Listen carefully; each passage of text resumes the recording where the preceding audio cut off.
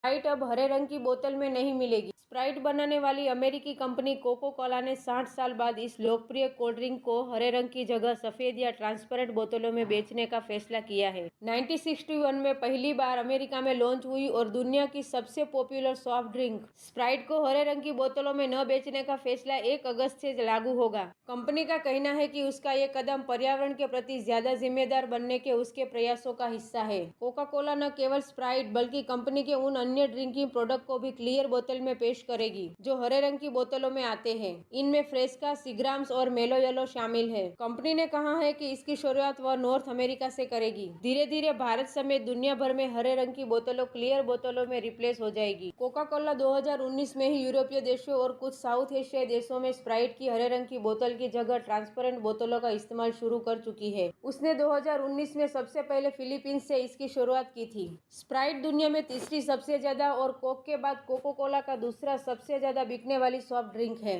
Coca Cola ने Sprite की बोतलों का रंग हरा खुद को बाकी प्रतिद्वंदियों से आगे रखने के लिए रखा था। दरअसल स्प्राइट की करंट पैकेजिंग में ग्रीन पॉलीथीन टेरेफ्थलेट यानी पीईटी होता है। हालांकि ग्रीन प्लास्टिक को रिसाइकल किया जा सकता है, लेकिन इससे रिसाइकल करके नई बोतलें नहीं बनाई जा सकती। कोको कोला का कहना है कि वैसे तो स्प्राइट की ग्रीन प्लास्टिक को रिसाइकल किया जा सकता है, लेकिन इसकी रिसाइकलिंग से सिंगल यूज प्लास्टिक चीजें जैसे कारपेट या कपड़े ही बन सकते हैं, लेकिन इन्हें हमेशा रिसाइकल करना आसान नहीं है। प्लास्टिक में मौजूद कलर जैसा कोई भी सब्सटेंस इसे फिर से यूज करना मुश्किल बना देता है। इसी वजह से बहुत कम कंपनियां कलर वाले प्लास्टिक को रिसाइकल करना चाहती। कोका कोला ने अपने बयान में कहा, स्प्राइट हरे रंग से क्लियर प्लास्टिक में बदल रहा है ताकि मटेरियल को दोबारा नई बोतलों में बदलने की संभावना बढ़ सके।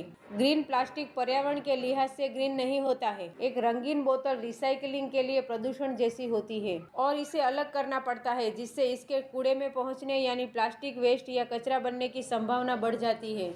साथ ही हरे प्लास्टिक के लिए बड़ा मार्केट भी नहीं मौजूद, इसलिए रिसाइकिल करने वाले इसे नई पैकेजिंग में बेचकर ज्यादा पैसा भी नहीं कमा सकते। कोका कोला ने 2018 में अपनी वर्ल्ड विदाउट वेस्ट पहल की शुरुआत की थी। इसके जरिए कंपनी का लक्ष्य 2030 तक उसके द्वारा बेचे जाने वाली हर बोतल या कैन को इकट्ठा करके उसे रिसाइकल करना है। साथ ही इस दौरान कोका कोला जो भी बोतलें बनाएगा उनमें से 50% बोतल रिसाइकल मटेरियल से बनाई जाएगी। कंपनी का कहना है कि वह इस कदम से 2019 की तुलना में 2 करोड़ पाउंड यानी करीब 90 लाख किलो प्लास्टिक को मैन्युफैक्चर करने से बच सकेगी।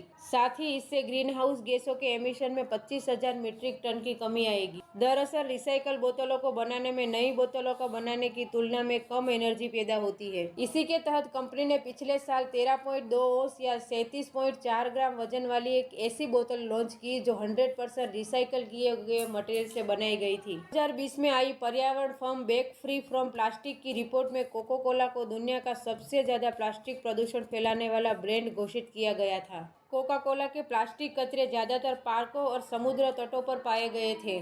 कोका कोला का ये कदम उस समय आया है जब अमेरिका, कनाडा और भारत समेत दुनिया भर के कई देश क्लाइमेट चेंज और समुद्र को सुरक्षित बनाने के लिए प्लास्टिक कचरों को जापान और साउथ कोरिया दशक पहले ही प्लास्टिक कचरे को खत्म करने और रिसाइकलिंग को बढ़ावा देने के लिए कलर प्लास्टिक को खत्म कर चुका है। इसी उद्देश्य को पूरा करने के लिए कोका कोला अमेरिका और कनाडा में बिकने वाले 100% रिसाइकल प्लास्टिक से बनाई जाने वाली बोतलों का इस्तेमाल करेगा।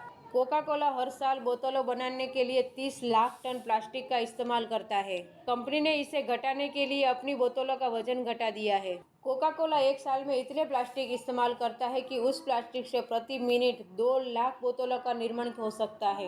क्या आपको पता है कि कोका कोला पहले साल सिर्फ 9 ग्लास ही बिक पाई थी। आज दुनिया भर में कोका कोला की करीब 2 अरब बोतलें रोज बिकती है। 2021 में कोका कोला का सालाना रेवेन्यू $38.66 अरब यानी 3 लाख करोड़ रुपए है।